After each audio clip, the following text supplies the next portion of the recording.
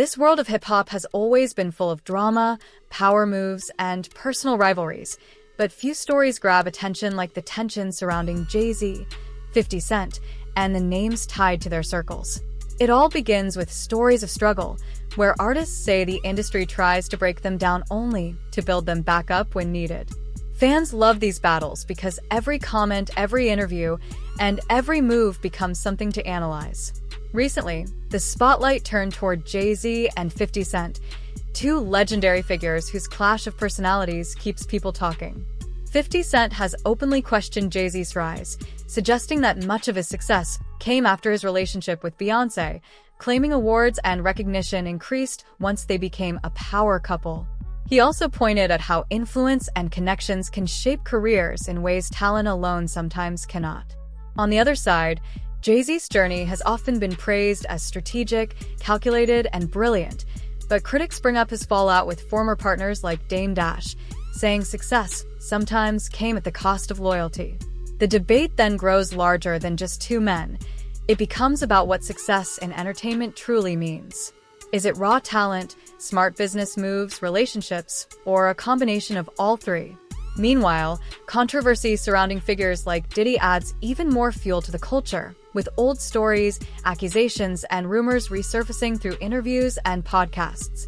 People close to the scene share wild moments from the past, stories of private parties, secretive lifestyles, and the darker side of fame that fans rarely see. These stories keep audiences hooked because they reveal a world hidden behind luxury, money, and celebrity status. 50 Cent often presents himself as someone who values peace over riches, saying he would rather live honestly with a slower path than gain fast money that costs integrity. His words connect with people because they reflect the fear that fame can change a person until they no longer recognize themselves. At the same time, some believe his constant attacks on Jay-Z also come from frustration, as Jay-Z remains one of the most respected and powerful names in music history. Their rivalry represents more than insults. It is ego versus strategy, aggression versus patience, confrontation versus control. Jay-Z built an empire through partnerships and calculated moves, while 50 Cent built his brand by being fearless, outspoken, and impossible to ignore. That difference is exactly why their feud continues to fascinate millions. In the end, fans are left asking the same question: who truly won the game of hip-hop? The man who built silently, or the man who spoke loudly and never backed down? They started asking serious questions about Sean Puffy Combs, or what many now know as Diddy, and the discussion quickly turned into claims and allegations that were never fully clear at the time. The speaker says people overlook how Jimmy Henchman and his brother reportedly faced similar charges, yet one walked away while Jimmy received a life sentence, which he describes as shocking, especially if it involved mainly drug-related charges. He questions how someone could face that level of punishment while also suggesting authorities may have been pressuring him for information. According to the story, investigators allegedly asked Jimmy in 2011 whether he knew anything about accusations connected to Puff, which raises the speaker's suspicion that officials must have received complaints or reports from somewhere. He argues law enforcement would not ask those kinds of questions without some reason, and once they have someone under pressure, they use that moment to dig for answers. Whether true or not, the speaker presents it as proof that there were deeper investigations happening behind the scenes long before the public ever knew anything. The speaker says if someone truly knew something serious and stayed silent, investigators would naturally ask how they knew and why they never reported it, especially when the safety of a child could be involved. He argues that seeing danger and saying nothing can make a person just as responsible. Then he shifts tone, saying many people are interested in these old stories because they happened long before social media and YouTube existed, and if people back then knew the internet would one day expose everything, many situations might have played out differently. He explains that he only shares these stories now to clear up confusion and give context. From there, he begins a wild memory from Atlanta, where he says he was with Puff inside an adult bookstore. According to him, it was his first time seeing Puff shop there, so he stayed back and watched as Puff quietly filled a brown paper bag with items from different shelves. Curious, he looked over to see what section Puff kept choosing from, then noticed the shelf label and started joking with him. Since they were close enough to tease each other, he asked what he was buying, but Puff reportedly shut the joke down and asked to shop alone, leaving the speaker amused by the awkward moment. According to the speaker, when it came time to pay, Puff didn't even need to show the cashier what was inside the bag. He simply pulled out a thick stack of cash, far more than ordinary bills, dropped it on the counter, and walked out like it was nothing. The moment was described as effortless, the kind of confidence only money and status can create. After leaving the store, they had to head out from Atlanta to North Carolina for a show. He says the group included Puff, another rapper, a woman named Sarah, and one more girl, and they all boarded a private jet for the trip. Then the story shifts to the wider music industry, mentioning how Jay-Z's fallout with Dame Dash became one of the biggest controversies in hip-hop business history. Their breakup made many question loyalty, ambition, and how far people go to win in entertainment. Still, the speaker returns to the trip, saying once they arrived in North Carolina and got settled into a presidential suite, the atmosphere changed quickly. Later that same afternoon, Puff, the rapper, Sarah, and the other woman were all inside one room together with the door closed. While the speaker stayed outside, he suddenly heard movement at the door, and moments later the bell rang. He opened it to find an angry man demanding to see his cousin. When asked who he meant, the man named Ja Rule. The speaker told him Ja was busy and didn't want to be disturbed. But the visitor became more aggressive, asking what he was busy doing and insisting he was going inside no matter what. The speaker says he stood firm, warning him that nobody was getting through that door unless something impossible happened first.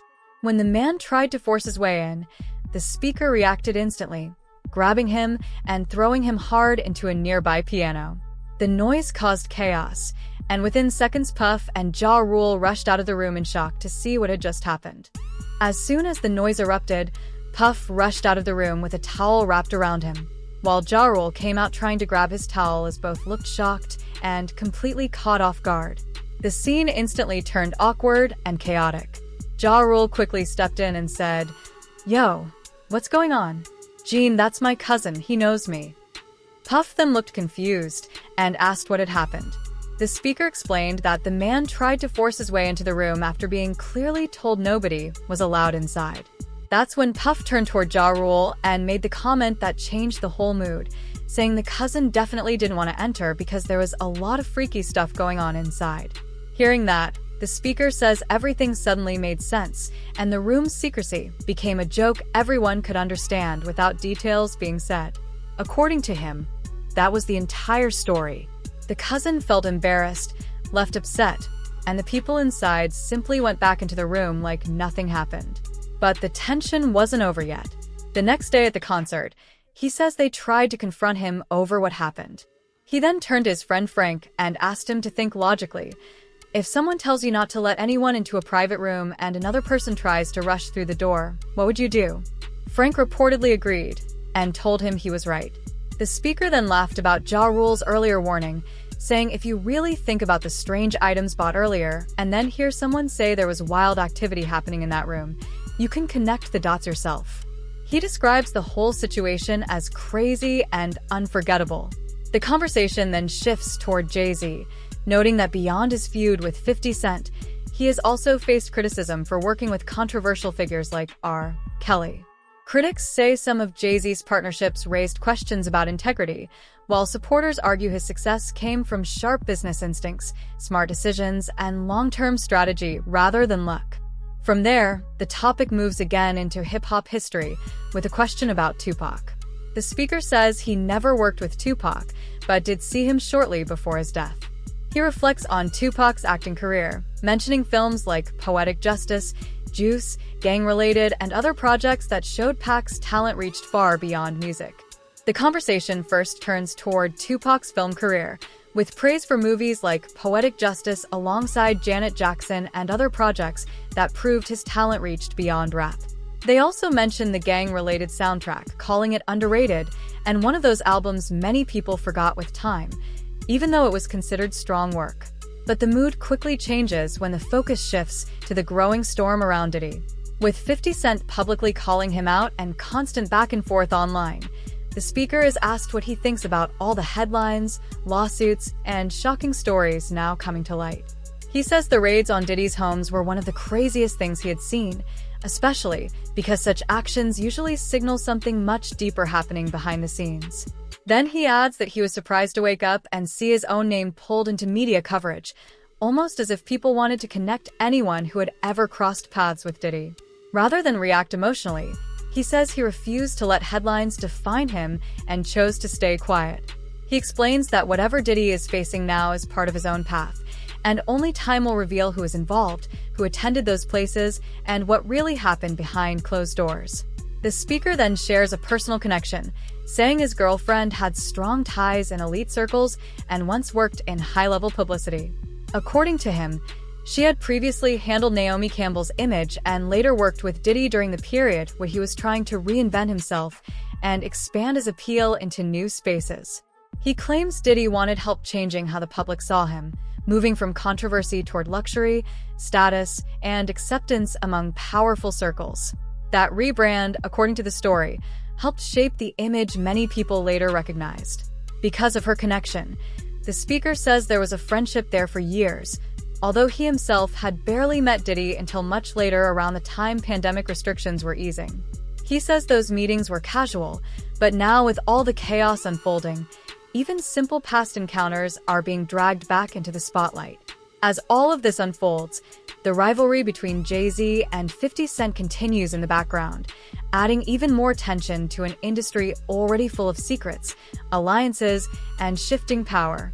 As the tension between Jay-Z and 50 Cent continues to build, fans keep wondering where this rivalry is heading next. What started as subtle shots now feels like a deeper mix of personal dislike and business competition, with both men representing two different paths to power in hip-hop. In the middle of that conversation, the speaker shifts to clear up rumors linking him too closely with Diddy. He says people took one photo and tried to turn it into something it was not. According to him, the picture came from a massive New Year's Eve party on Diddy's yacht, where nearly 300 people were gathered on deck celebrating. He explains that he had moved from one party boat to another, saying hello to people, spending time with Tyson, then crossing paths with Drake before ending up on Diddy's boat. There, Diddy was with his cameraman listening to music and invited him to sit down for a moment to hear a new song. The speaker says he sat beside him briefly, listened, gave a quick response, then got up and left. He believes people intentionally used one camera angle to make the moment look more personal or suspicious than it really was. He points out that live photos or videos would clearly show there were crowds everywhere, music playing, and nothing unusual happening at all. He then says he barely knew Diddy in real life and had only seen him 2 or 3 times total, describing them as acquaintances rather than friends. Because of that, he questions why people suddenly tried to connect him to lawsuits and scandals involving someone he hardly knew. He suggests the reason may be because he had his own past public controversies, so attaching his name created darker headlines and more attention. When asked again if they were close, he repeats firmly that they were not. The conversation then turns casual, with mention of crossing paths with 50 Cent during a birthday celebration in St. Bart's and later seeing him in Miami while promoting champagne. He also mentions seeing Drake often around Miami, joking that he seems to love the city. In the end, the speaker paints a picture of celebrity circles where everyone crosses paths occasionally, but that does not mean every photo, every party, or every handshake tells the full truth. When asked about 50 Cent, the speaker responds positively and says 50 actually reached out to him directly with a message about unity, saying they should uplift Black entertainers and work together. He says he respected that energy and agreed, adding that he tries not to take sides when it comes to rap beefs because, like everyone else, he genuinely loves the music and culture. But then the conversation shifts to the dangerous side of these rivalries, especially the growing tension between Kendrick Lamar and Drake. The speaker says he had only just heard about the shocking incident outside Drake's home, where gunfire reportedly injured a security guard inside a gated community. To him, that kind of violence sounds unreal, showing how quickly music feuds can spill into real life. At the same time, another major feud still has fans locked in: 50 Cent's relentless criticism of Jay-Z. From questioning Jay-Z's awards and influence to accusing him of turning on former allies, 50 has never held back. Some people dismiss those attacks as trolling, while others believe they expose deeper issues hidden within the industry. The speaker then turns reflective and shares a personal memory about Tupac. He recalls meeting Pac in a Chicago hotel lobby, where Tupac asked him for advice. The speaker says he told him to remember that he was an artist first and not to lose himself in all the chaos surrounding him. Tupac thanked him, hugged him, and walked away. Tragically, only weeks later, he was gone. He then shares another unforgettable encounter from Las Vegas on the day of the Tyson fight. Tupac was riding in a luxury convertible when the speaker spotted him, jumped out of his own car, and ran over calling his name. Instantly, security in nearby vehicles pulled guns, ready to react, until someone recognized him and said he was good. The speaker laughs, nervously remembering how close that moment came to disaster. What haunts him most is that later that same day, Tupac was shot, and by the next morning he was gone. He questions how heavy security seemed everywhere during the daytime, yet later, when tragedy struck, no one was there. He doesn't push conspiracy theories, but says the timing has always felt strange. For him, these memories are reminders that fame, music, power, and danger have often moved side by side in hip-hop history. The speaker reacts casually to a moment of recognition and fame, saying people treat him like he is everywhere and act surprised by his presence, but he keeps it light and confident. The conversation then shifts to Hollywood money, where he is asked about his earnings from major films like Jerry Maguire. He admits that his paycheck at that time was around $600,000, which surprised many people.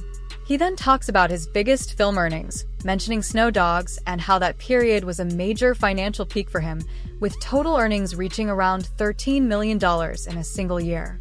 He reflects honestly that most of that money is already gone because it was spent over time, even though people assume it was carefully saved or fully invested.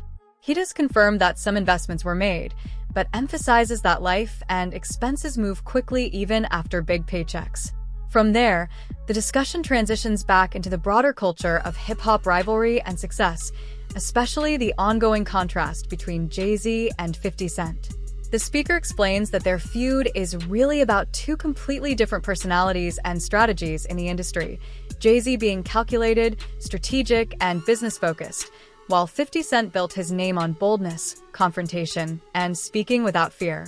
This difference, he says, is what keeps their conflict alive and constantly in the public eye. Beyond the personal drama, he highlights a bigger question about the entertainment world, whether success is truly based on talent and merit, or if image, connections, and perception matter more. In Jay-Z's case, he notes, decades of success and massive wealth have made him one of the most respected figures in music, but constant criticism from figures like 50 Cent forces people to question how that success was built. The speaker then reflects on a personal statement he once made about wealth and lifestyle, saying he would rather live a simpler, slower financial life than chase fast money that comes with pressure and loss of peace.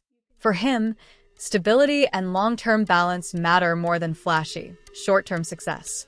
The speaker explains his philosophy of money, saying he prefers a slow nickel over a fast dollar because steady income builds stability, pays the mortgage, brings him home to his family, and helps grow a community.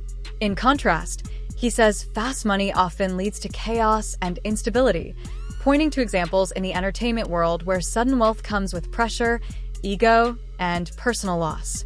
He then reflects on the transformation of Sean "Puffy" Combs, saying that over the years his name changed multiple times, from Puff Daddy to Diddy to other versions, especially after major personal and public tragedies that shaped his image.